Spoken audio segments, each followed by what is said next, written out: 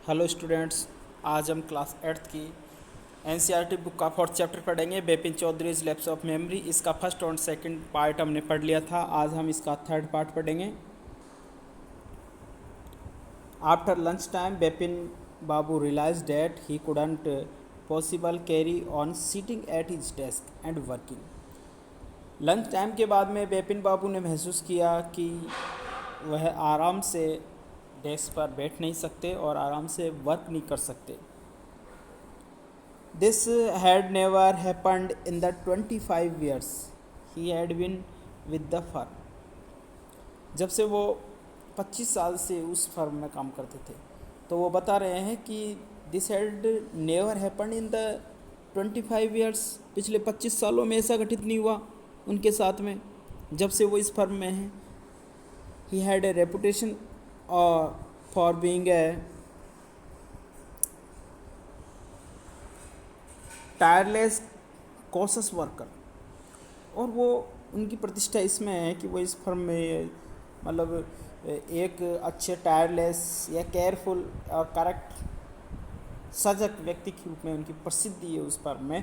But today his head was in a world, किंतु आज उनका जो सिर है वो घूम रहा है, बिल्कुल कंफ्यूज से हो रहे हैं वो आज।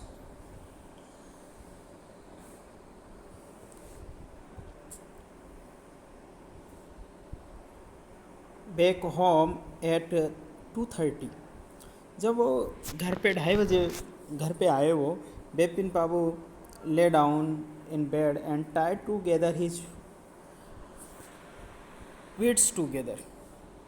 और जब वो 2:30 बजे घर पे आए तो वो अपने बिस्तर पर लेट गए। तो उन्होंने महसूस किया कि उन्होंने प्रयास किया कि उनकी बुद्धि बिल्कुल शांत रहे। गैदर हिज विट्स टूगेदर, इसका मतलब है उनकी बुद्धि शांत रहे। He knew that it was impossible to lose one's memory through an injury in the head. वह जानते थे कि यह संभव था कि किसी व्यक्ति की मेमोरी खो जाए। वो कब खो सकती थी? जब कोई उसके सिर में कोई इंजरी हो, कोई चोट लगी हो। But he didn't know of a single instance of someone remembering everything except one particular incident, and a fairly recent and significant one at that। किंतु वो इस बात को नहीं जानते थे कि उन्होंने कोई भी एक भी उदाहरण इस तरीके का नहीं देखा था कि कोई व्यक्ति सब कुछ भूल गया हो। केवल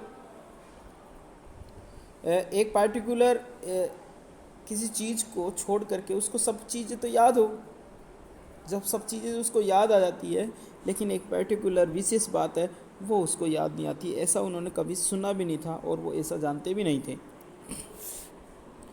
ही had always wanted to go to Ranchi, और अब वह हमेशा रांची जाना चाहते थे। टू हैव गॉन देयर, वो वहाँ गए भी। डन थिंग्स, उन्होंने चीज़ें भी की। And not to remember was something utterly impossible, और उनको अब कुछ भी याद नहीं आ रहा है। ऐसा लग रहा है कि कुछ इम्पॉसिबल वर्क हुआ। At 7:30, 7:30 Bipin Babu servant came and announced Chunni Babu sir says it's very important. 7:30 Bipin Babu का सर्वेंट अंदर आता है और घोषणा करता है कि चुन्नी बाबू आए हैं सर, और वो कहते हैं कि कुछ इम्पोर्टेंट है। बिपिन बाबू न्यू वाट चुन्नी हैड कम फॉर। बिपिन बाबू अच्छी तरीके से जानते थे कि चुन्नी लाल आखिर किस काम के लिए आया।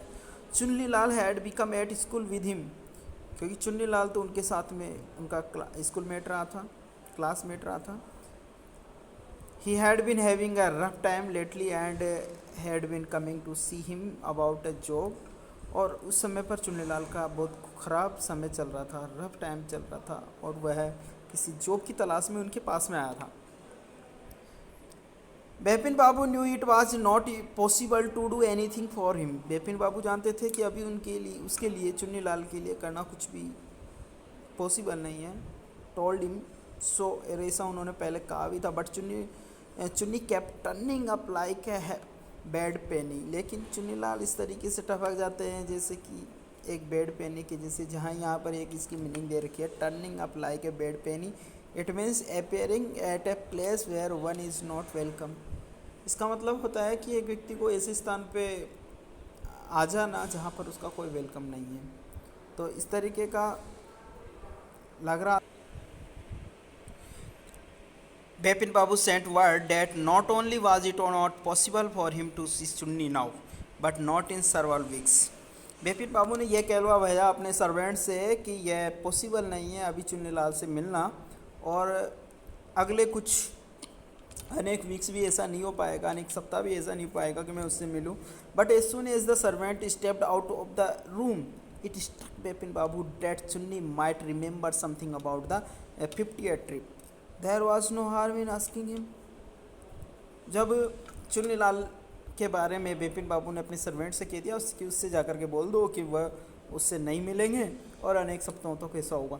लेकिन जैसे ही सर्वेंट ने अपने उस रूम के बाहर पैर रखे, उसी समय पे बिपिन बाबू के दिमाग में एक आइडिया आ गया और उन्होंने सोचा कि शायद 1958 की ट्रिप के बारे में वो कुछ जानता हो और यहाँ पर उससे पूछने में कुछ नुकसान भी नहीं है।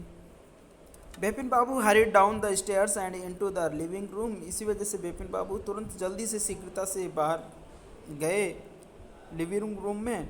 चुन्नी वाज अबाउट टू लीव। उस समय पर चुन्नी रवाना होने वाला था वहाँ से, but seeing Bipin Babu appear he turned around hopefully. किंतु जब उसने बिपिन बाबू को वहाँ पर देखा तो वह वापस घूम गया बड़ी आशा से। Bipin Babu didn't beat about the bush. Bipin Babu ने इधर उधर की बात नहीं। यहाँ पर इसका देखो मीनिंग दे रखा है didn't beat about the bush came straight to the point. इसका मतलब होता है सीधे पॉइंट पे आना, यानी सीधे मुद्दे की बात करना। तो उन्होंने डायरेक्ट कहा लिसन चुन्नीलाल सुनो, I want to ask you something. मैं तुमसे कुछ पूछना चाहता हूँ। You have a good memory. तुम्हारी अच्छी मेमरी है, तुम्हारी अच्छी याददाश्त है। And you have been seeing me off and on for a long time.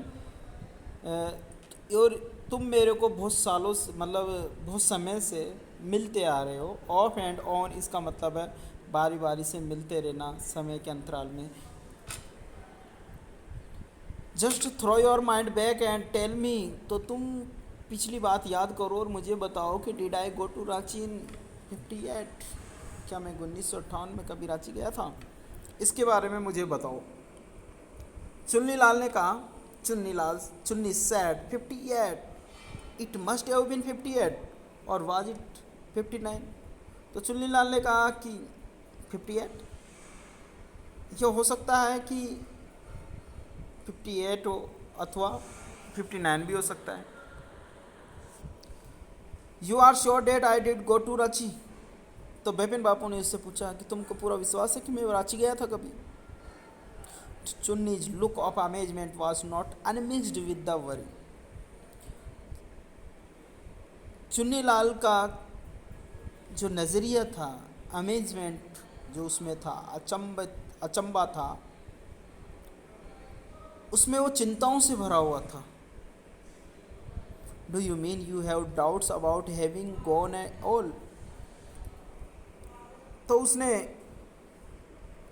Bipin बाबू से कहा, चुन्नीलाल ने, तो क्या तुमको इस पर कोई डाउट है? Did I go? Do you remember clearly?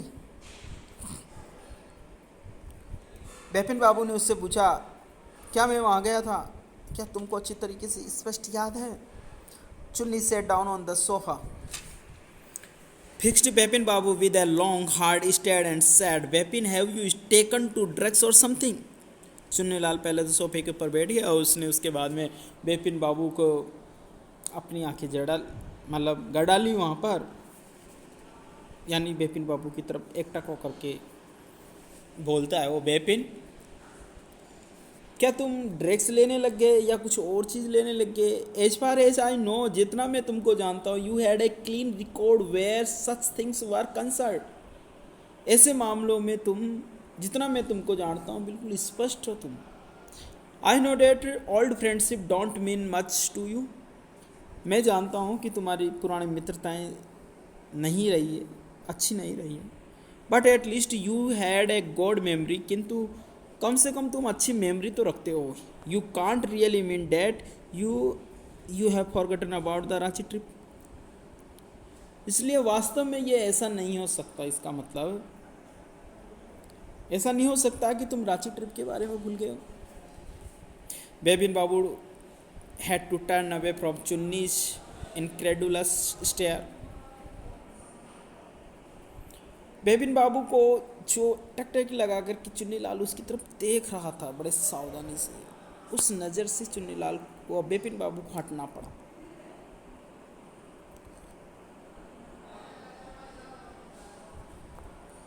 Do you remember what my last job was? Asked Chunni Lal. Chunni Lal ने पूछा, क्या तुमको मेरी जॉब के बारे में पता है कि मेरी लास्ट जॉब क्या थी?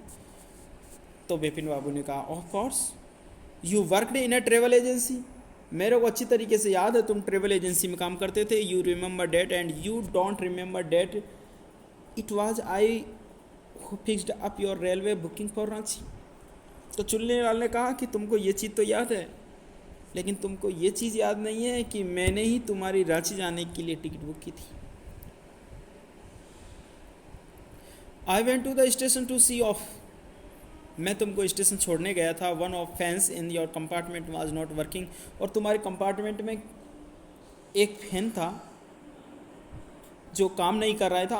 आई गॉट एन इलेक्ट्रिशियन। मैं इलेक्ट्रिशियन को लेकर के गया टू फिक्स इट, उसको फिक्स करने के लिए। Have you forgotten everything? क्या तुम सब कुछ भूल गए? I got an whatever is the matter with you. तुम्हारे साथ कुछ भी हुआ हो, you don't look too well you know. लेकिन मेरे को लगता है कि तुम अच्छे नहीं दिख रहे हो अभी, यानी स्वस्थ नहीं होते। Bepin Babu sighed and shook his head. Bepin Babu ने गहरी सांस ली और अपना सिर हिलाया। I have been working too hard he said at last. और उसने अंत में कहा कि मैं बहुत कठोर मेहनत कर रहा हूँ। That must be the reason, यही कारण हो सकता है। Must see about consulting a specialist.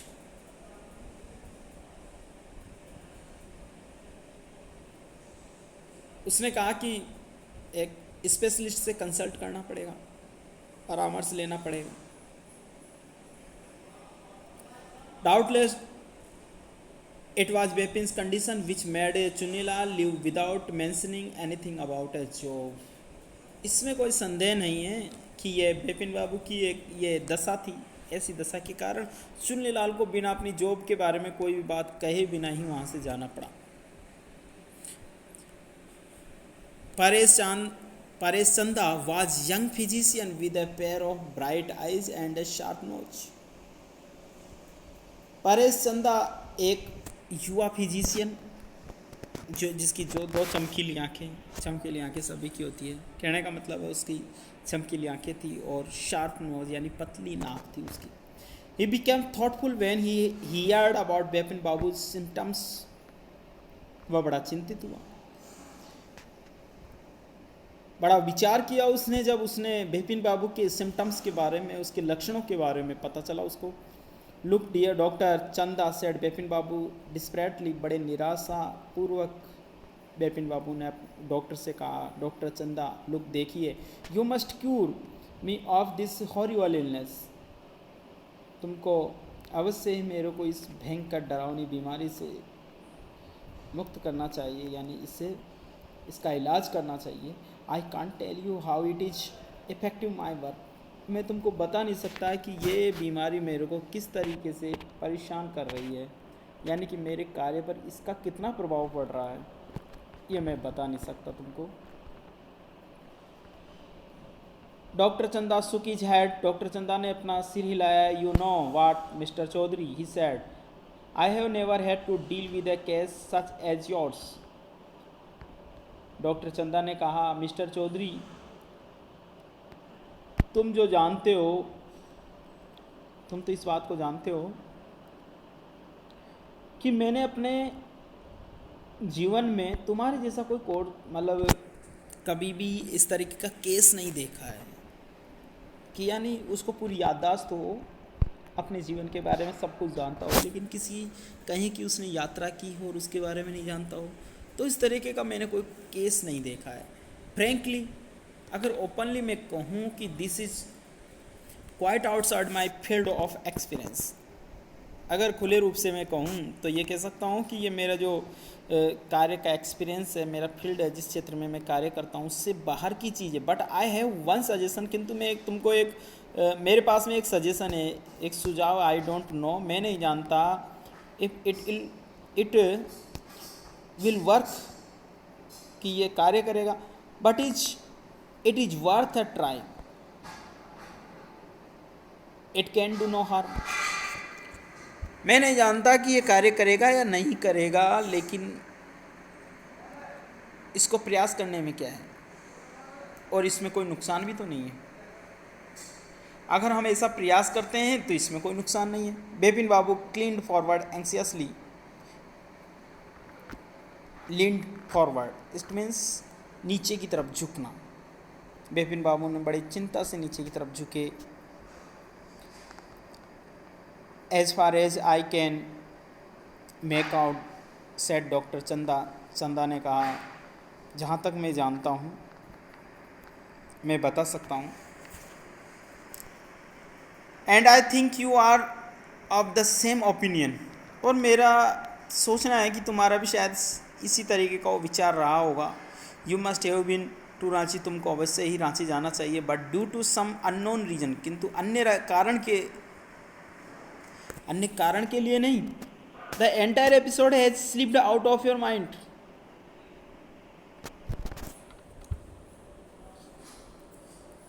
इस तरीके से अगर तुम वहाँ पर जाते हो तो पूरा का पूरा एपिसोड जो तुम्हारे माइंड से स्लिप हो गया है, निकल गया है। व्हाट आई सजेस्ट, जो मैं तुमको सुझाव दे रहा हूँ, is that you go to Ranchi once again. कि भाई किसी भी कारण से जो तुम भूल गए हो, मैं तुमको जो सुझाव दे रहा हूँ वो ये है कि तुमको रांची जाना चाहिए। जब तुम वहाँ पर जाओगे तो किसी चीज़ों को, उनमें से कुछ चीज़ों को देख करके तुमको याद आ सकती है। The site of the place may remind you of your trip, क्योंकि उस स्थान के जो दृश्य हैं वो तुम्हारी ट्रिप के बारे में बता सकते हैं। This is not impossible, more than that I can not do at the moment. This is not impossible, ये इम्पॉसिबल नहीं है, असंभव नहीं है। More than that I can not do at the moment, जितना मैं अभी कुछ कर रहा हूँ उससे ज़्यादा मतलब वो इम्पॉसिबल नहीं है। I am prescribe a nerves tonic and tranquilliser, sleep is essential और symptoms will get more pronounced. Doctor Chanda बोल रहा है कि मैं तुमको कुछ लिख करके दे रहा हूँ, कुछ नर्व टॉनिक दे रहा हूँ, ट्रैंक्विलाइजर, यहाँ पर इसका मीनिंग दे रखा है medicine to reduce stress and anxiety, जो स्ट्रेस को, तनाव को और चिंता को दूर करती है, ऐसी मेडिसिन है ट्रैंक्विलाइजर। उसके बाद में उसने एक सुझाव दिया कि स्लीप इज एसेंशियल, सोना आवश्यक है, अन्यथा तुम्हारी जो सिम्टम्स है वो और भी ज़्यादा खतरनाक हो सकते हैं। Bepin babu felt somewhat better the next morning. अगली सुबह बेपिन बाबू को थोड़ा अच्छा महसूस हुआ। आफ्टर ब्रेकफास्ट करने के बाद में ही रेंगापी ऑफिस, उसने अपने ऑफिस में फ़ोन किया, गेव सम इंस्ट्रक्शन, उसने कुछ इंस्ट्रक्शन, दिशा निर्देश दिए, and then procured a first class ticket for the Ranchi for the same evening, और उसी शाम के लिए उसने एक फर्स्ट क्लास टिकट बुक किया। ये अपना इस चैप्टर का थर्ड पार्ट, फोर्थ पार्ट हम आगे पढ़ेंगे।